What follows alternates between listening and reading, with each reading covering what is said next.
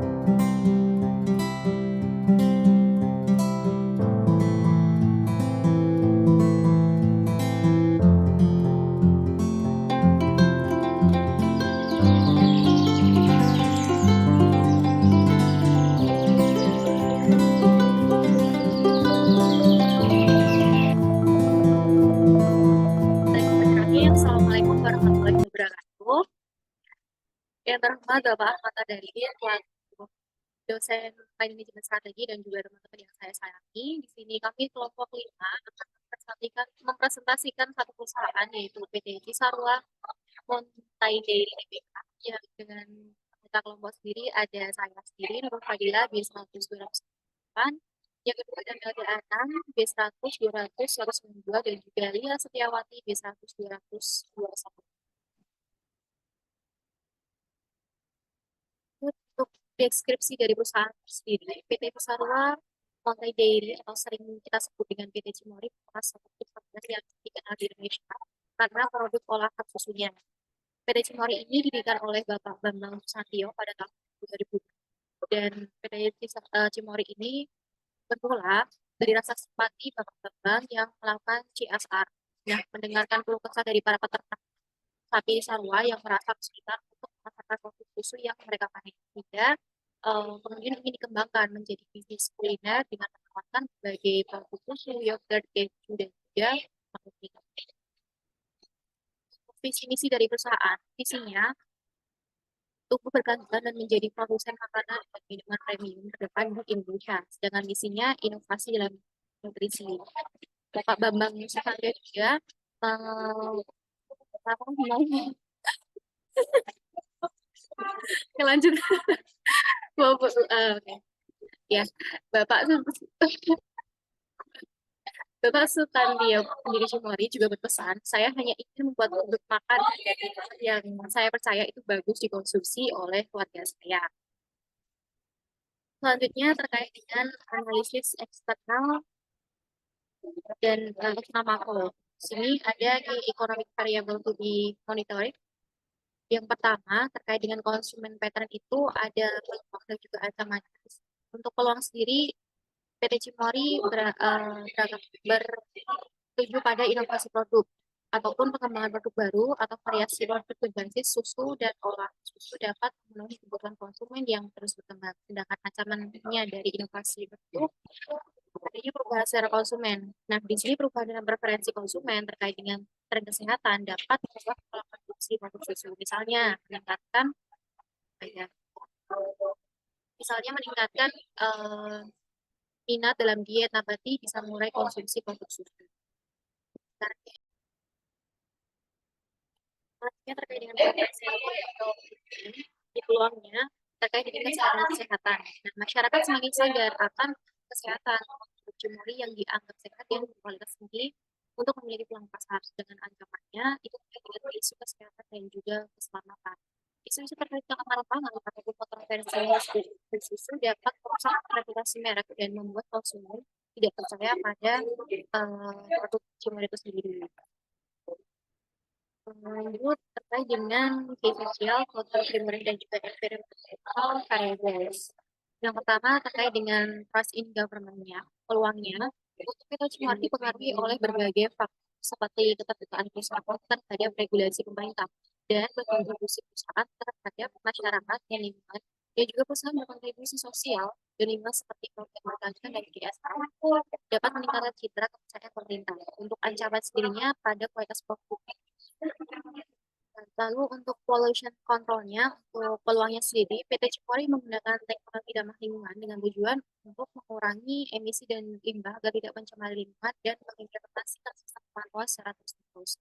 Untuk ancaman tersendirinya ada pencemaran udara yang punya proses pasteurisasi, pendinginan, dan juga produksi susu dapat menghasilkan emisi gas tersebut mencemari populasi udara di lingkungan sekitar dan pencemaran air. Untuk mengendalikan hal tersebut, PP Cimory menggunakan sistem pengolahan air limbah yang modern dan ramah lingkungan. Oke, lanjut untuk political, government, dan legal variables terkait dengan ekspor dan impor. Untuk peluangnya, memang adanya akses ke pasar baru pada awal 2017, perseroan nilai perseroan ke NTT. Nah, untuk tahun 2020 sendiri, perseroan mulai mengekspor yogurtnya perseroan ke Filipina. Untuk akhir di 2021, perseroan memiliki rencana untuk memasuki pasar Singapura dan juga Malaysia. Dan untuk ancamannya sendiri, memang di sini ada batas kuota negara-negara tertentu yang tadinya mungkin memperlakukan batasan kuota impor pada produk susu dan olahannya. Batas seperti ini dapat membatasi jumlah produksi mori yang dapat diekspor ke negara tersebut dan menghambat pertumbuhan potensial. Baik, untuk selanjutnya terkait sama teknologi information labels. Peluangnya di sini pada peluang karyawan. Karena di era digital 1006 wanita di wilayah Jawa Barat Indonesia untuk mempelajari secara mendalam model bisnis peralatan saat ini pernah dengan menggunakan praktik manajemen terbaik dan literasi keuangan serta penggunaan internet sejalan dengan perkembangan era digital saat ini dan peluang karyawan dalam berkontribusi pada tujuan pembangunan untuk ancamannya pada ketidakpastian perkembangan teknologi pertanian seperti otomatisasi berkelanjutan bisa menjadi faktor penting. Dapat dijelaskan.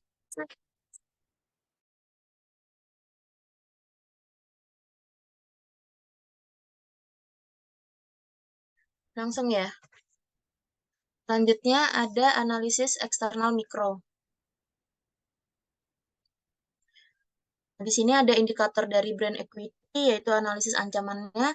Ancaman dari masuknya ini ya pesaing baru, potensi dampak negatif pada brand equity, yaitu penurunan pangsa pasar seperti pesaing baru bisa mengambil sebagian pangsa pasar Cimory, mengurangi popularitas dan kepercayaan pada merek Cimory. Selanjutnya penurunan harga, persaingan lebih ketat dapat mendorong penurunan harga produk Cimory, mengurangi nilai dan persepsi kualitas merek tersebut. Selanjutnya, perubahan citra merek seperti pesaing baru dengan strategi pemasaran yang kuat dapat mengubah persepsi konsumen tentang merek Cimory. Selanjutnya, inovasi produk seperti pesaing baru mungkin membawa inovasi yang mengancam posisi Cimory di pasar. Indikator selanjutnya yaitu hambatan masuk seperti paten. Dalam analisis ancamannya, paten dan hak kekayaan intelektual, modal dan sumber daya, merek dan loyalitas pelanggan, persyaratan regulasi, distribusi dan rantai pasokan, dan ekonomi skala. Selanjutnya, akses distribusi. Ancaman dari pesaing baru terkait dengan akses distribusi PT Cimory bisa berupa penyediaan distribusi yang lebih efisien, inovasi teknologi, aliansi dengan pihak ketiga, dan ekspansi wilayah. Indikator selanjutnya ada skill atau core competence. Analisis ancamannya, PT Cimory memiliki beberapa skill atau core kompeten tertentu yang bisa menjadi keunggulan kompetitif, seperti pengalaman dan pengetahuan dalam industri susu, riset dan pengembangan produk, kualitas produk, distribusi dan jaringan pasar, merek dan citra, efisiensi operasional, dan inovasi yang berkelanjutan. Indikator selanjutnya itu economies of scale. Analisis ancamannya yaitu ancaman pesaing baru yang dipengaruhi oleh economies of scale seperti penurunan biaya produksi, penawaran harga yang lebih rendah, kemampuan untuk berinovasi, penetrasi pasar yang cepat, dan tekanan terhadap marginal profit. Indikator persyaratan modal, analisis ancamannya itu modal awal, modal kerja, pembiayaan jangka panjang, keterampilan manajerial, dan juga pengetahuan industri. Selanjutnya ada kebijakan pemerintah. Cimory perlu memantau dengan cermat perkembangan regulasi dan beradaptasi sesuai dengan kebutuhan. Ini melibatkan berkolaborasi dengan pihak terkait, mempengaruhi kebijakan melalui advokasi, atau mencari cara untuk mematuhi regulasi dengan efisien sambil tetap menjaga daya saing. Indikator tindakan balasan kompetitor. Analisis ancamannya dalam menghadapi ancaman pesaing baru, Cimory melakukan beberapa strategi untuk mempertahankan produk seperti inovasi produk, diversifikasi produk, pemasaran, dan juga branding, meningkatkan kualitas produk dan juga layanan. Selanjutnya ada analisis internal. Di sini ada kekuatan dan juga kelemahan. Untuk yang pertama ada merek yang kuat. Cimory telah membangun merek yang kuat dan dikenal di pasar susu Indonesia. Kekuatan yang kedua yaitu kualitas produk yang tinggi dan jaringan distribusi yang luas. Seperti Cimory menggunakan bahan baku yang berkualitas tinggi dan juga proses produksi yang modern untuk menghasilkan produk dengan kualitas yang konsisten. Dan juga PT Cimory memiliki jaringan distribusi yang luas di seluruh Indonesia, memungkinkan mereka untuk mencapai pasar yang lebih besar. Kekuatan selanjutnya yaitu inovasi produk. Cimory selalu berusaha untuk mengembangkan produk baru dan inovatif untuk kebutuhan konsumen. Selanjutnya ada kelemahan, yaitu salah satu kelemahan utama adalah harga produk yang relatif lebih tinggi dibandingkan merek susu lokal lainnya. Hal ini mungkin membuat beberapa konsumen berpikir dua kali sebelum memutuskan untuk membeli produk dari PT Cimory. Selanjutnya, kelemahan yang kedua yaitu Cimory yang memiliki citra asing karena menggunakan teknologi asing dan pada awalnya bermitra dengan Belanda. Pola pikir masyarakat yang seperti ini dapat dikatakan bahwa produk susu dan yogurt bukanlah bagian tradisional dari pola makan orang Asia. Kelemahan yang ketiga yaitu pada bagian produk dari perusahaan ini tidak adanya produk varian yang vegan. Cimory belum menghadirkan produk varian vegan dapat membatasi pangsa pasar mereka di kalangan konsumen yang tidak mengonsumsi produk susu.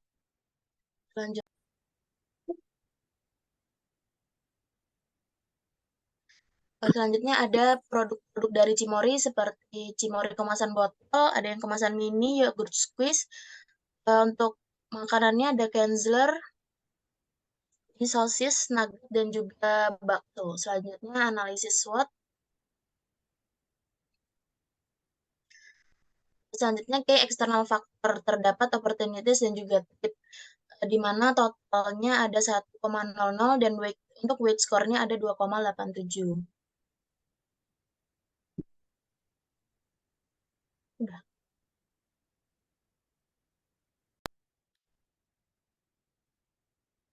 Selanjutnya, BCG Metric pada PT Cimory, yaitu bintang atau star mewakili peluang jangka panjang terbaik untuk pertumbuhan dan probabilitas bagi organisasi. Divisi dengan pangsa pasar relatif yang tinggi dan tingkat pertumbuhan industri yang tinggi seharusnya menerima investasi yang besar untuk mempertahankan dan memperkuat posisi dominan mereka. Kategori ini adalah pemimpin pasar, namun bukan berarti akan memberikan arus kas positif bagi perusahaan, karena harus mengeluarkan banyak uang untuk memenangkan pasar dan mengantisipasi pasar pesaingnya. Dalam analisis matriks Boston Consulting Group ini, maka dapat disimpulkan bahwa PT Cimory termasuk ke dalam bintang atau star, karena memiliki peluang jangka panjang untuk pertumbuhan dan profitabilitas bagi perusahaan. Divisi pangsa pasar relatif lebih tinggi dan tingkat pertumbuhan yang cukup tinggi.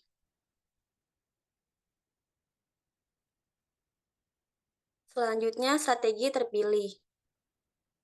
Strategi terpilih yang pertama itu integrasi horizontal.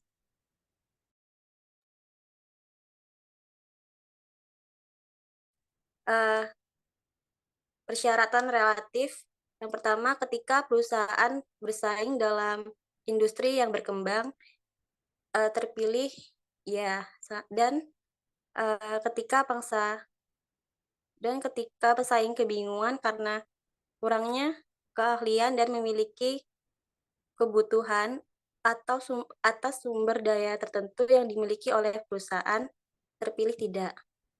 Selanjutnya, divestasi. Ketika sebuah divisi tidak cocok dengan keseluruhan organisasi, terpilih tidak. Dan analisis strategi.